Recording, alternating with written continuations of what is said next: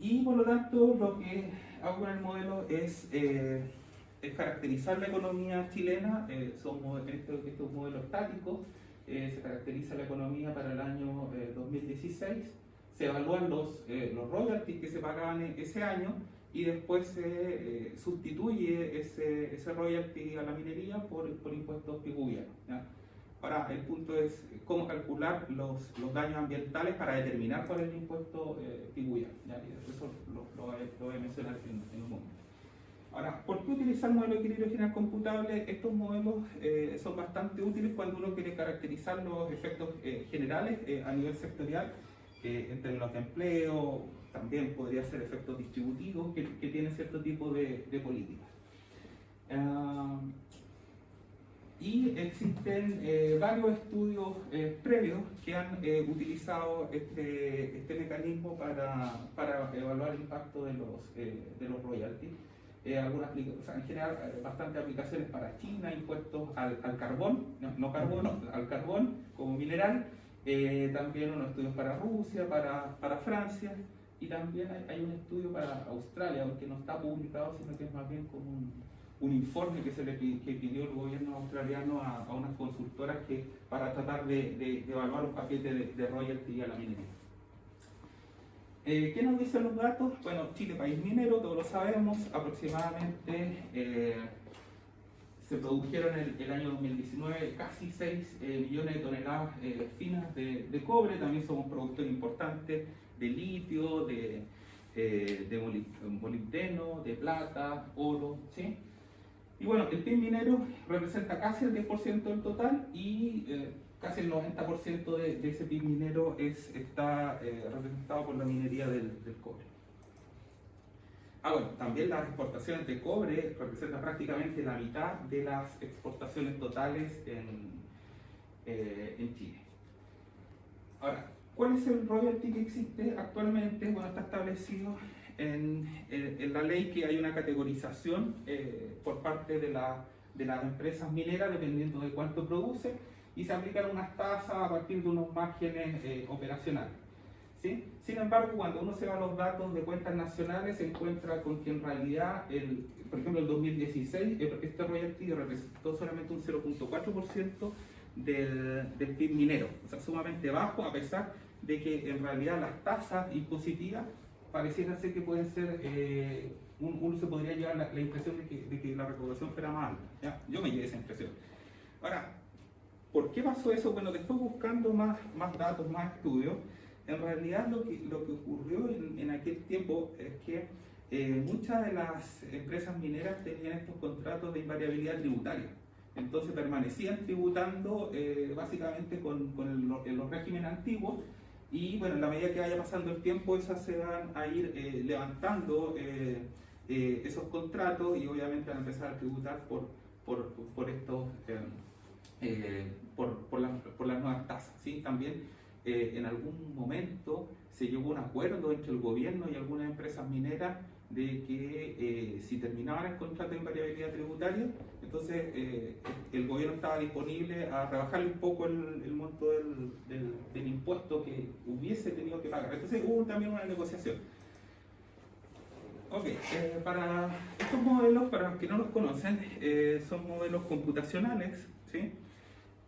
Se calibran con datos de cuentas nacionales, con las matrices insumo-producto, complementadas con otro tipo de información. Todas esas bases de datos se conocen como matrices de contabilidad social, que tratan de representar el flujo circular de la renta con una alta desagregación sectorial, también alta desagregación de los factores productivos. Por ejemplo, la mano de obra se puede desagregar por nivel de calificación, por género. Y también este modelo tiene una alta desagregación de hogares en 5 quintiles de ingresos. ¿Sí? Bueno, la base de datos la construimos con Brady y la publicamos en 2021, ¿ya? Pero tiene año base 2016. Y eso es porque en cuentas nacionales en general vienen con bastante rezago hasta la construcción de las matrices insumos. Bueno, el modelo orgullosamente está desarrollado aquí en Chile. Lo construimos con algunos alumnos que nos estaban ayudando. A diferencia de otros autores que trabajan con algunos modelos que vienen estándar de la literatura, ¿ya? Entonces este modelo se llama modelo Ecomodel. La primera versión era un poquito menos sofisticada, pero permitía principalmente la evaluación de políticas energéticas y ambientales, ¿ya? Entonces estaba muy enfocada a la desagregación sectorial del sector energético y también se calculaba las emisiones de gases de efecto invernadero, ¿ya? A partir de factores de emisión según el uso de combustible y también algunos sectores económicos, como por ejemplo ganadería, que no tiene que ver tanto con el uso de combustible, sino que más bien por la fermentación del ganado, del estiércol del ganado. También tiene capturas del sector forestal. Sí, bueno, en esta versión que ocupa en este estudio y que fue financiada por Fondesit, se construye el modelo Ecomodel versión 2.0, que es como una versión un poquito mejorada del modelo anterior, y este modelo tiene alta desagregación de hogares que no tenía el modelo previo, por una serie de limitantes. Bueno, se le agregó el tema de hogares, quintiles de ingresos, entonces para poder hacer análisis distributivo, ¿sí? Pero sigue manteniendo la misma estructura en términos del sector energético, muy desagregado, y también módulo ambiental para el cálculo de emisiones de gases de efecto invernadero. El modelo, no sé muy bien, pero bueno, básicamente tengo aquí producción, ¿sí? La producción se genera a través de una función de valor agregado e insumos intermedios. El valor agregado está formado por capital y distintos tipos de trabajo según nivel de calificación. Los insumos pueden ser insumos energéticos o insumos no energéticos. Los insumos no energéticos típicamente se modelan a través de una función de tipo Leontief, y los energéticos están modelados con una función tipo CES, donde la energía desagrega entre energía fósil y energía eléctrica. A su vez la energía fósil se desagrega en carbón y petróleo, gas, ¿sí? Y el petróleo gas se desagrega entre petróleo entre petróleo crudo, gas y combustible refinado. Y el tema de la energía eléctrica puede ser energías renovables o no renovables. La no renovable es generación térmica, y la renovable tengo hídrica, y energías renovables no convencionales, y dentro de las no convencionales tengo viento, solar y biomasa, ¿sí? Tenemos también que esa producción se puede destinar a consumo doméstico, a exportaciones. Desde el punto de vista de la demanda, tenemos que la demanda puede ser, desde el punto de vista de la demanda intermedia, los productos generados pueden ser utilizados para entrar dentro del proceso productivo, o para demanda final tenemos consumo, bueno, hay exportaciones, inversión, gasto gobierno, ¿sí? El consumo está desagregado según quintil de ingreso. Los hogares tienen función del tipo Stonegate, y entonces tiene una función de utilidad que nos permite generar un sistema completo de demandas para cada uno de los productos que están modelados en este modelo. Esta es una representación agregada de la base de datos, pero tiene mucha mayor desagregación sectorial de hogares y de factores productivos, ¿sí? Y todas las ecuaciones del modelo están ahí en ese link. Es modelo de optimización no lineal, que permite caracterizar la economía del país. ¿Cuáles son las simulaciones? Entonces se evalúan simulaciones que reemplazan el royalty actual por impuestos pigouvianos. Pero ¿de dónde sacar el valor de las externalidades para calcular este impuesto pigouviano? Bueno, hay un estudio, el primero, que fue un tesista mío, Campos, pero el 2020 ya está aceptado el paper en una revista, va a salir en 2023, donde calculamos los daños generados por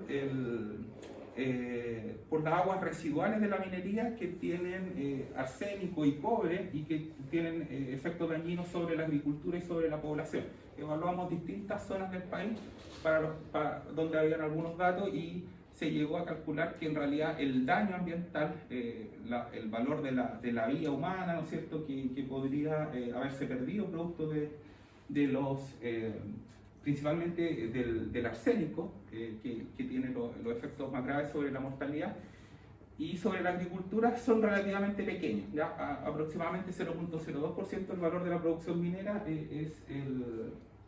son esos daños de la descarga. Ahora, ¿por qué? Porque el agua que se descarga principalmente es en lugares donde hay escasa población, y también la agricultura, hay escaso nivel de agricultura. La única excepción, digamos, que sería en la sexta región, ¿ya? Donde ahí sí los daños agrícolas son más importantes.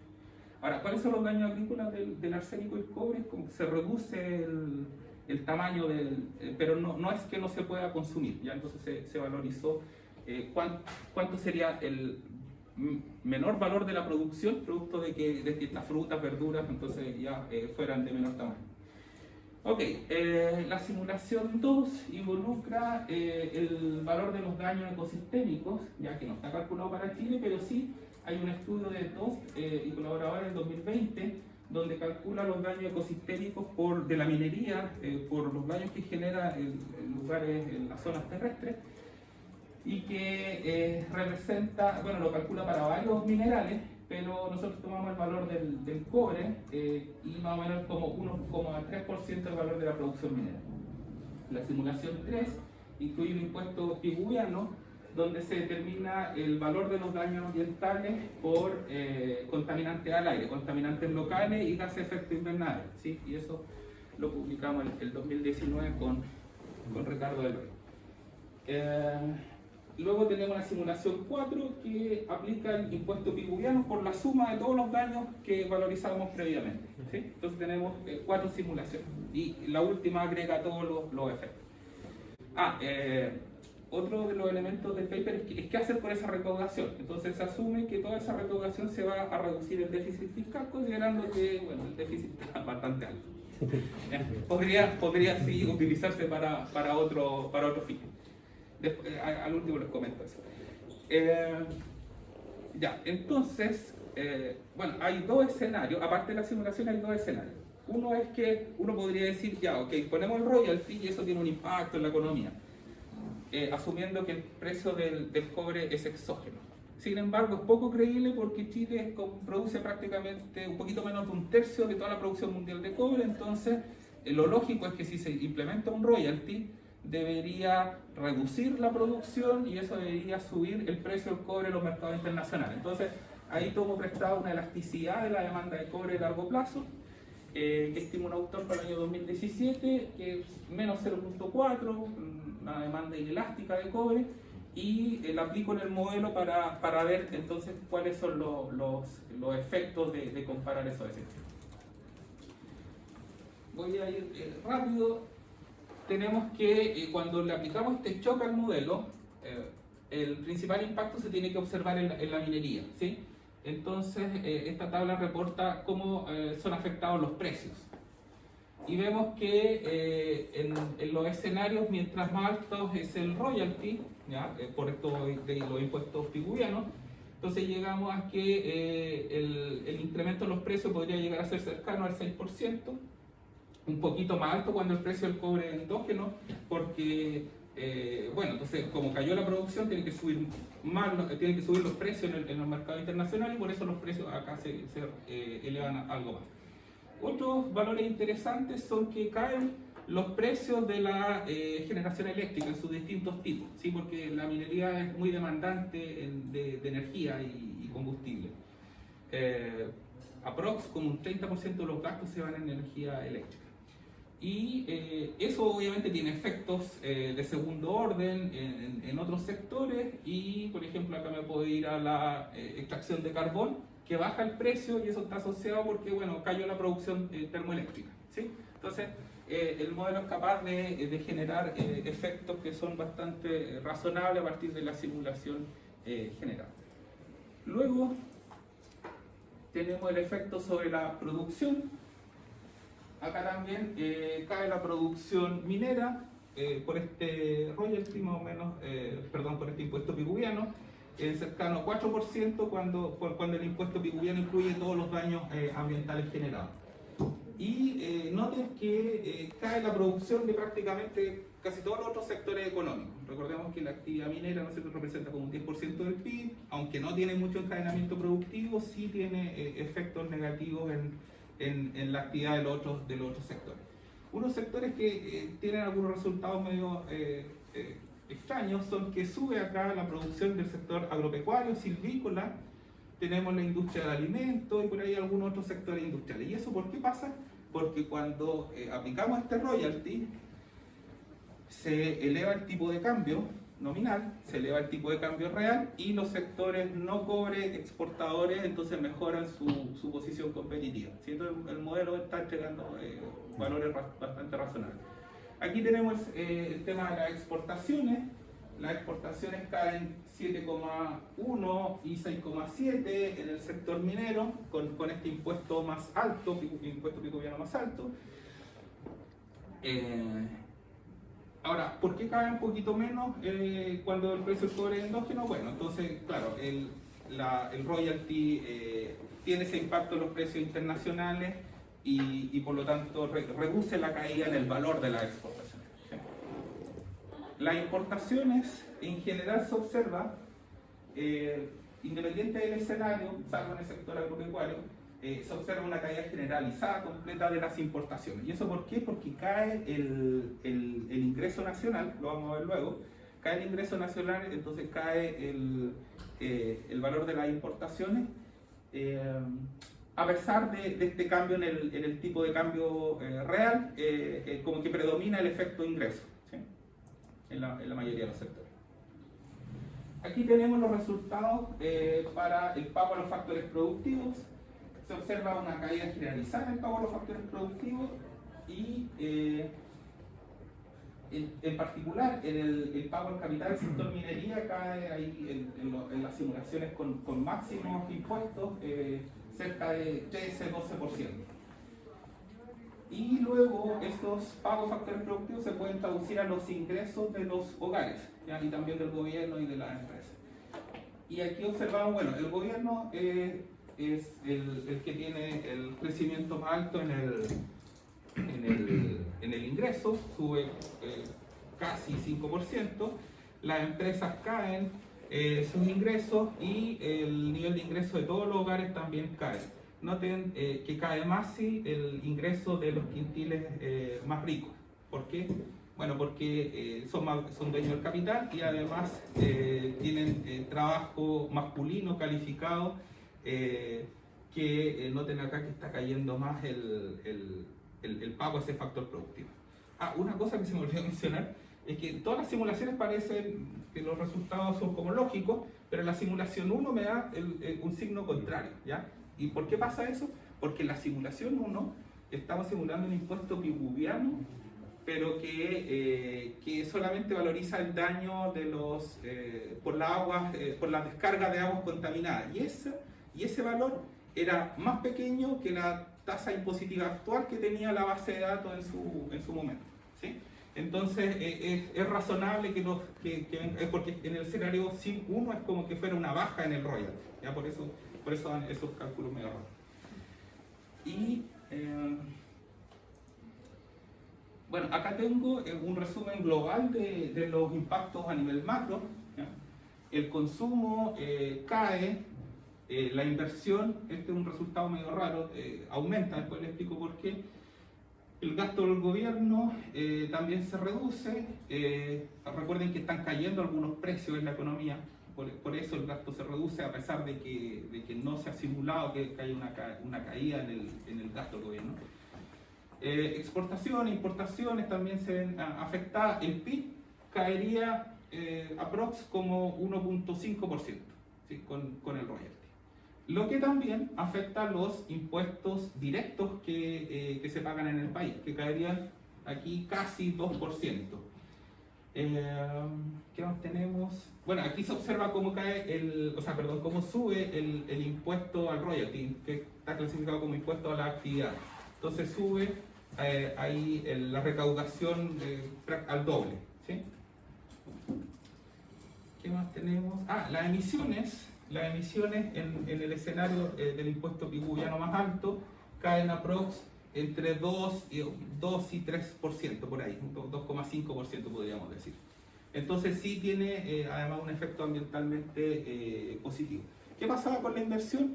Lo que sucede es que estos modelos son estructuralistas en el sentido de que el ahorro es quien determina la inversión.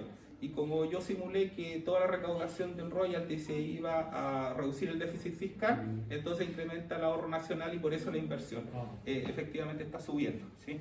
Es una limitante de estos modelos, no modela el sector financiero, no hay una tasa de interés endógena en este tipo de modelos. ¿Cuáles son las conclusiones? Bueno, los impuestos pigouvianos están reduciendo la competitividad de la minería del cobre y por lo tanto se eleva el tipo de cambio, beneficia a los sectores exportadores no cobre. En términos sectoriales, el sector energético es fuertemente afectado. También existen algunos efectos positivos en sectores industriales, sector agrícola, porque son intensivos en la exportación de algunos productos. En general se observa que esta simulación de decir, bueno, el precio del cobre era exógeno o era endógeno, no se observan grandes cambios en los resultados, son relativamente pequeños y tiene que ver con la inelasticidad de la demanda de cobre a nivel mundial. ¿Cuál es la implicancia política? Bueno, si introducimos estos impuestos pigouvianos y reemplazamos el royalty actual a la minería, obviamente se corrigen estas externalidades negativas, asumiendo que no existe otra falla de mercado. Ahora, pero lo importante es que encontramos varios efectos que no eran claros previo a hacer la modelación. Por ejemplo, bueno, hay beneficios, tiene que ver con el incremento de los ingresos fiscales, impactos positivos en los sectores no cobre, reducción en el consumo de energía, menores emisiones de gases de efecto invernadero, eso también se podrían valorizar al costo social del carbono. Efectos indirectos pero negativos, tenemos una caída en el PIB, que no es menor, no recuerdo exactamente el valor, pero va superior al 1%, un poquito menor al 2%, me parece. Caída en el consumo, caída de exportación, importación, ingreso de la empresa, ingreso de los hogares. Lo otro es que los hogares más ricos son los más afectados, pero el ingreso de los hogares pobres también es afectado en menor magnitud. Entonces, esta política, si uno lo piensa, debería tener un impacto positivo en disminuir la desigualdad de ingresos, ¿sí? Pero negativo en términos de pobreza porque el ingreso de los hogares más pobres está cayendo. Entonces, la recomendación de política sería, bueno, si estoy cambiando este royalty por impuestos ambientales, por estos impuestos pigouvianos, la idea sería no solamente reducir el déficit fiscal, sino que podría ser tratar de compensar a algunos agentes económicos que sean los más afectados. Gracias, me pasé mucho más. Hay que cortarlo.